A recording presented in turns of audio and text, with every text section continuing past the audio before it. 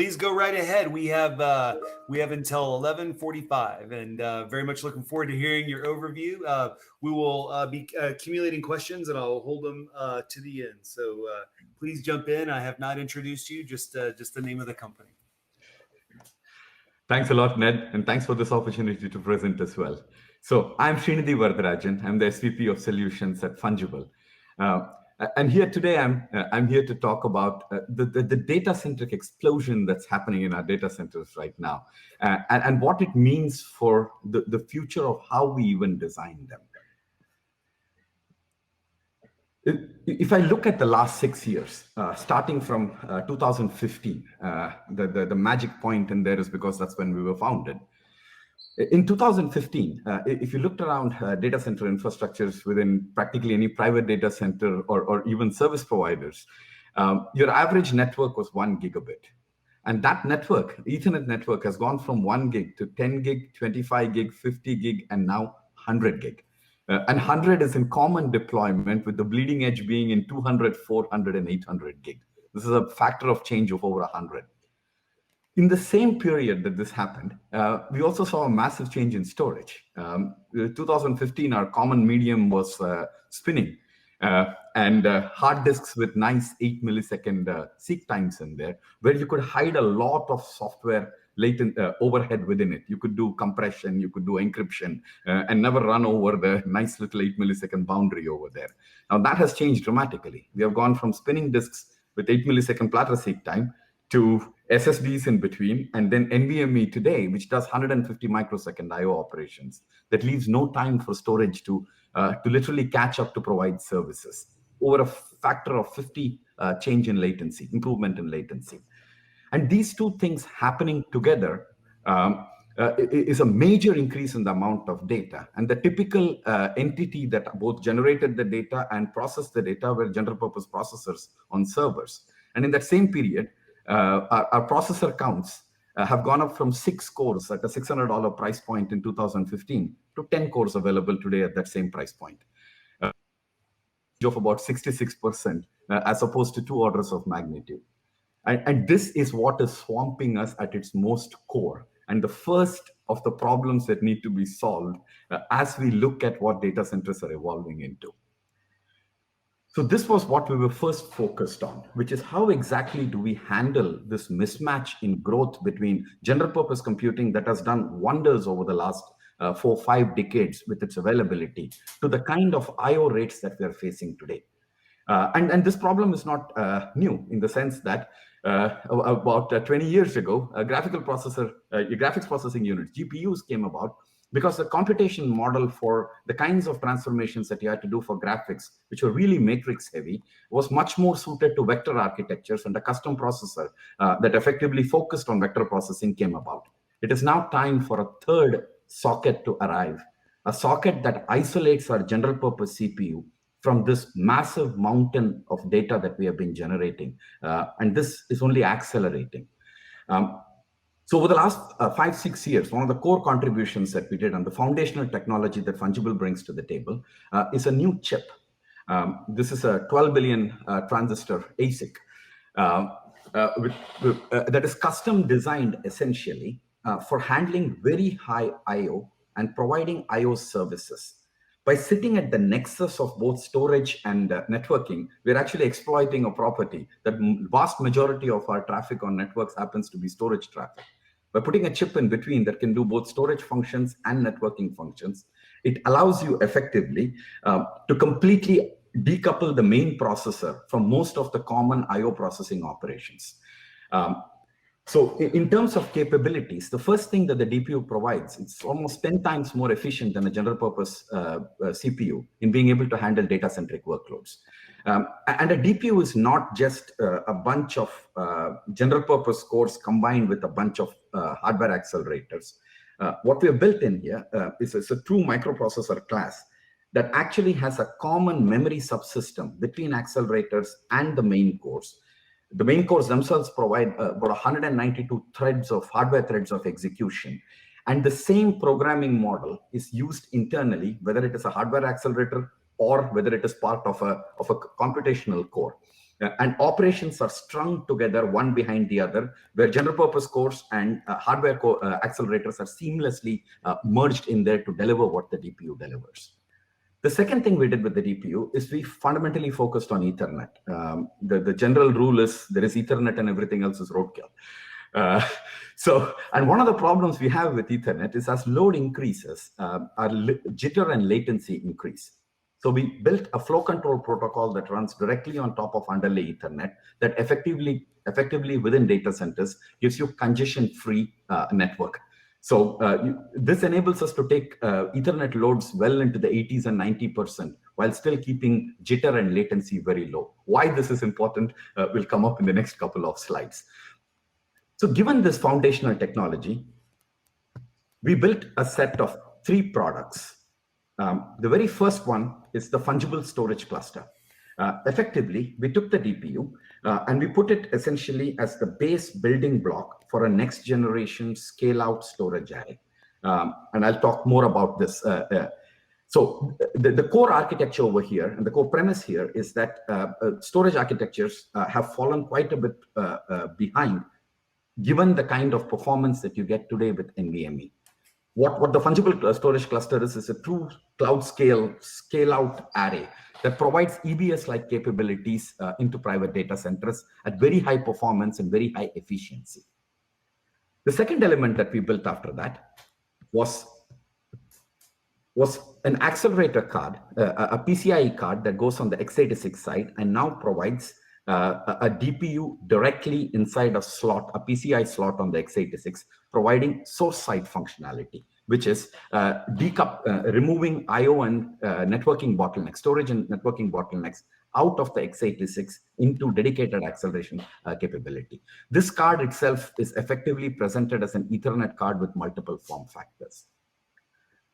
And the third thing that we built is a piece of software we call the Fungible Composer that allows you to use these 2 base technologies and build complete multi-tenanted data centers a la Amazon with your own servers and your own networking infrastructure. All of this work is done directly in bare metal. So there are no hypervisors to worry about and no application compatibility matrix. If your stuff works on a physical server today, it runs on the kinds of servers that we build out of it. In essence, we're delivering what AWS Nitro delivers to Amazon for everyone else. So let me get into more details on exactly what we built with these products and where we are heading towards the next generation data center design. So at the start, as I mentioned, we built the first of the products that we released that's based on the DPU is the Fungible Storage Cluster, which is effectively a NVMe over TCP, industry standard NVMe over TCP block store. So how does this work? The way you think about it is one or more 2U chassis, effectively connected directly over Ethernet. Each of these chassis provides between 6 and 800 gig pipes. On the host side, it is standard NVMe over TCP, so you can use any NIC and any operating system that has the ability to initiate an NVMe over TCP connection. And host side might be 10 gig, 25 gig, 50 gig, any connectivity. On the host side, you could also put one of our DPUs and get some additional benefits that I'll get to, including complete offload of all of your NVMe traffic off to the DPU itself. So why is this interesting and why is this different from every other storage array that has come before? For starters, this was designed from the ground up for the modern NVMe era. So if you look inside the chassis, all of our storage work is driven directly by DPUs. There are no general purpose CPUs inside the chassis at all. This allows our DPUs to sit directly on top of storage and very rapidly be able to provide storage services in there. And the interesting thing is the design of this entire architecture is much more like EBS than it is a traditional storage array. For example, you can say, give me a volume from your, a volume being essentially a block device. And on a per volume basis, you can give me characteristics of how you want that volume to behave. So for example, for a given volume, you might say, I just want this to be raw, which means don't give me any properties, just give me data. If it fails, I'm fine with it. It's a boot disk or a log drive that I don't care about. On the other hand, for a different volume, you might say, no, for this volume, I want it to be replicated. A third volume, you might say, I want it to be erasure coded. Similarly, you can add combinations. You can say, I want it to be erasure coded with encryption and compression in there. A fourth one, you might say, I want thin provisioning. It is essentially, the notion is that each volume can have its own characteristics, and there are no silos within this. So it's not that the array always uses RAID or something for durability. Everything is constructed on the fly on a per volume basis. If you ask for a raw volume, there is no additional overhead in terms of capacity in there. So effectively, this allows us to meet the characteristics of storage that you're requesting for from an application perspective, rather than do any kind of one-size-fits-all or a small number of silos of different classes of storage, essentially. It is scalable directly all the way up to very large data center scale. It is, in fact, designed even to operate at levels of hyperscalers. The third thing is encryption and operations like that are on a per volume basis with per volume keys, with management, with key management integration built into it, which provides the basis for doing any higher level multi-tenancy. The system itself has a control plane that's based upon 3 nodes and offers integration directly into Kubernetes via CSI and into OpenStack environments or any other virtualization environments via Cinder. And it is a complete general purpose store, works with anything else that you're running on the initiator side as you do today. What makes it particularly interesting is this. So if I look across the industry and take any 2U chassis that has 24 NVMe drives, the simple question you should ask yourself is, what is the maximum performance of each of those drives? Multiply that by 24, that gives you the upper bound. You cannot go any faster than this. So how much of that raw capacity are you actually seeing above? And even if you look at leading arrays from major vendors, that efficiency is between 5 and 8%. That is, of all the raw IOPS possible at the bottom, you're really only seeing 5% to 8% of those IOPS above after you've provided all the storage services. In contrast, our arrays deliver over 80% of the raw IOPS that are present below, upstream, after delivering storage services. This is the power of the DPU. And as you all well know, all things being equal, storage arrays generally, the economics of them work based upon the capacity of the units. So for a given capacity, most arrays tend to be roughly priced around the same. A change of an order of magnitude in efficiency makes a dramatic improvement in performance and economics when you look at what the FS1600 arrays can do here. So what are the core use cases for us? Elastic block storage, particularly for on-prem deployments, large virtualization, container shop deployments. This is a fairly common use case that we're seeing traction. AI and ML workloads, particularly high-performance AI and ML workloads that are streaming vast amounts of data. In database and analytics, in particular, in there, we work with fairly large farms, including support for higher-level file systems like GPFS, in which many analytics applications continue to run today. And the last part is computational storage, which is providing the ability to offload computation directly onto our DPUs. This enables you to filter data directly as the data is coming out of the drives without taking all the data all the way up to a general purpose CPU, rejecting 80% of it and taking the last 20. All of that computation can be offloaded directly off to the DPU. And we have customers in there that are doing some wonderful things using that capability. So the second element that we built was the Fungible Accelerator card. This card essentially is a PCI card that sits on the x86 side. It isolates the x86 out from both networking I/O as well as storage I/O.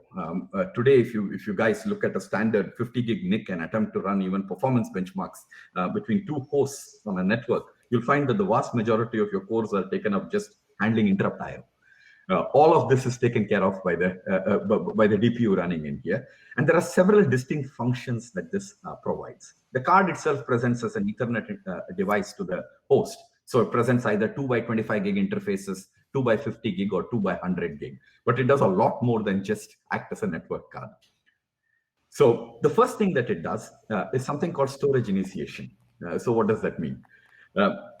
What you can do with storage initiation is present a remote NVMe, either a raw disk or one of our FS1600 volumes that has additional redundancy, compression, and or data security properties, you can present such a volume as if it were a local NVMe drive, including the ability to boot from it.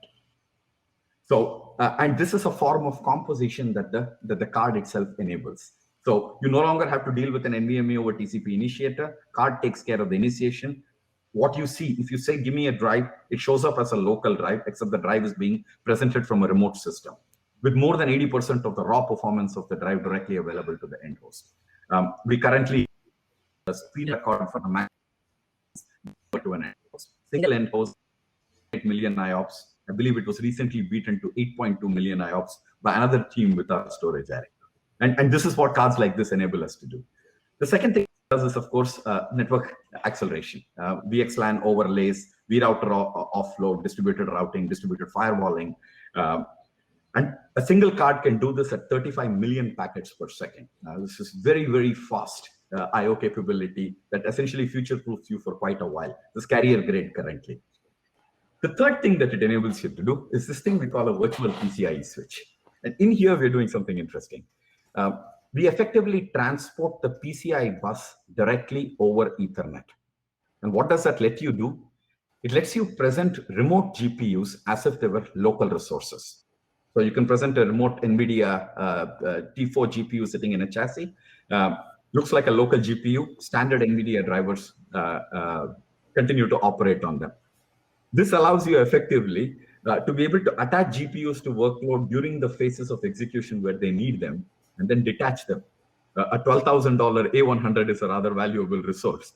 And the ability to get the advantages of statistical multiplexing and pooling by having banks of GPUs and using them as needed are quite large in there. And finally, we do security offloads. Quite a few security offloads are built directly into the system, including IPsec, SSL TLS, deep packet inspection of various. So now, given these two technologies, what is our goal and what does our software let us do? Our goal is basically the following: not only to deliver high performance and high efficiency, but to take it to the next level, to get the benefits of pooling the same way that hyperscalers do. Our goal is to enable companies essentially to disaggregate your infrastructure completely into pools, pools of compute. Compute being servers, essentially, a pool of storage, which is essentially a sea of storage, networks that can be created on the fly, pools of GPUs, and then dynamically compose what you need directly in bare metal. So if your workload comes in and says, I need a server that has 3 drives of these capacities and performance connected to these two networks with 4 GPUs within them, we construct that on the fly, starting with a server that just has CPUs and memory in it. What this lets you do basically is build servers that use the resources needed to the workload, and any resources are still sitting in a pool to be used by other workloads. The benefits of pooling are very large in this domain. What it gives you is the ability to maximize the efficiency of all of your infrastructure resources, the statistical multiplexing benefits of pooling. The second thing is you get much better flexibility because you can on-demand provision exactly the kind of resources that you need to run the workloads that are currently running hot. The biggest benefit in many cases is a reduction in the number of silos. Today, we buy servers with local drives, servers without local drives that use SAN storage, servers with local drives with GPUs, servers without local drives with GPUs. Every combination there happens. And this is the skew sprawl we see in private data centers. You don't need to worry about this situation anymore because the DPU helps you compose on the fly, and it's 1 or 2 SKUs, low core count versus high core count servers that enable you to address a vast range of problems across your workloads. And finally, there are several use cases that we enable where scale and performance had previously made them impossible to do. And the scale and the efficiency that the DPU these use cases. So I'm going to walk through 2 scenarios. The first is using Composer to extend your investment. So you have an existing infrastructure running workloads with existing servers already provisioned. Add a card to it. Add our FAC accelerator card onto the host side. And we can now give you the ability to attach remote GPUs and or remote storage to any of your workloads. So consider a scenario here where I've got 3 different workloads, an AI scale-out workload with 4 nodes in it, a virtualization workload running, and a second AI workload running. And I've got a pool of GPUs and a pool of storage. What you can do with this technology is the following.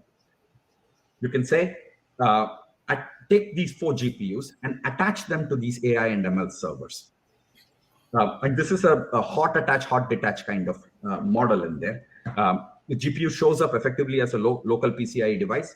Server, we don't care what operating system or what workload is running on the server, because we have no code running on that server. We have no drivers, nothing else running in there. And similarly, your virtualization workload, add GPUs, EDI use cases, and maybe one of your servers in there is just looking for storage. And you can present remote storage as if it were completely local NVMe storage in there. Now, let's say your computation is continuing along, and then you find one of your AI servers doesn't need its GPU anymore. It can simply detach it and return it back to the workload. And this is the benefit of keeping things. You don't need it, return it back to the pool. Somebody else may come back and ask for it.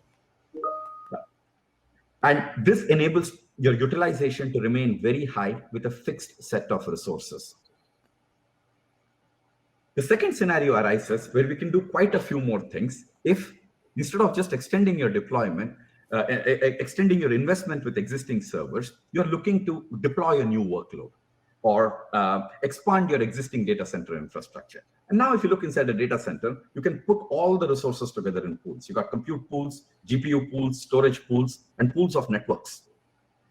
Now, one of the most common things that we see both within on-prem data centers as well as service providers is that the infrastructure has multiple tenants within it. So tenancy is built into this model over here. So you can have a tenant, and to a tenant, you would allocate a set of resources. You would allocate compute resources, some set of GPU resources, some set of storage resources, including capacity and IOPS, and finally access to one or more networks in there. Given this set of resources, the tenant is completely self-contained. The tenant logging into their effectively sees just the resources allocated to them, and now they can compose servers and shape them according to the needs of their workload. So for instance, you could allocate networks to one tenant. To another tenant, you might simply say, here is a range of addresses, create your own networks. In here, the additional capability we are providing is there is a built-in network controller with a complete multi-tenancy model in the software infrastructure. The third thing that we do is once you look at these tenants, look at it from the perspective of the tenant. The tenant is running a set of workloads. Most modern workloads tend to be scale out. So, and if you look at a scale out workload, they typically look like multiple servers of a particular geometry, which is what you typically call an instance in Amazon. We call it a profile. So given a particular profile or a geometry of a server, you can come in and say, give me 2 servers that look, and given another profile, give me another server that looks of a slightly different shape. An example here is Kubernetes. Your profile 2 might be your master node for Kubernetes, and your profile 1 might be the worker nodes that come in there. This entire entity can be deployed and managed as one single holistic unit. That is, once you create such an environment, you may have created it from scratch. You can say templatize it and publish it to a catalog. And that catalog, the entries published in the catalog have a hierarchy in there. Entries published in the catalog at the level of the data center are visible to all tenants, but each tenant also has his or her own catalog. And not only can you publish things to catalog, you can go to a catalog and say, and because it templatizes at that point, you can go to the catalog and say, deploy me a new environment, but now I actually want 3 master nodes and 8 worker nodes in there, a different Kubernetes environment. All of this is managed with cloud-native technologies. It's fully integrated with cloud in it. So standard automation that you would expect when you operate in the cloud is now available to you in your own data center. I just want to do a quick time check. We have just over 1 minute, and we do have a question. Would you like to do your last slide, or would you want me to throw the question out? What's your preference? Actually, please go ahead and throw the question out. The question was, how does Fungible's NVMe over TCP compete with NVMe over fiber with RDMA in terms of performance? Aha. So 2 answers to that. First, not only do we match the performance, we beat it in many cases because we have significant amount of hardware acceleration built into it. In particular, if you have the source side DPU in there, we are doing compression encryption directly at the source before even shipping it out. RDMA is typically a protocol that is at least all the way going to the target is a straight memory to memory transfer. That is part number one. Part number two, you don't have to configure your switches for doing RoCE, including data center bridging at the layer 2 level and all of that stuff. This is standard TCP. Has been there for 40 years, very well understood, and fairly independent of whose initiator you're using in here. Thank you.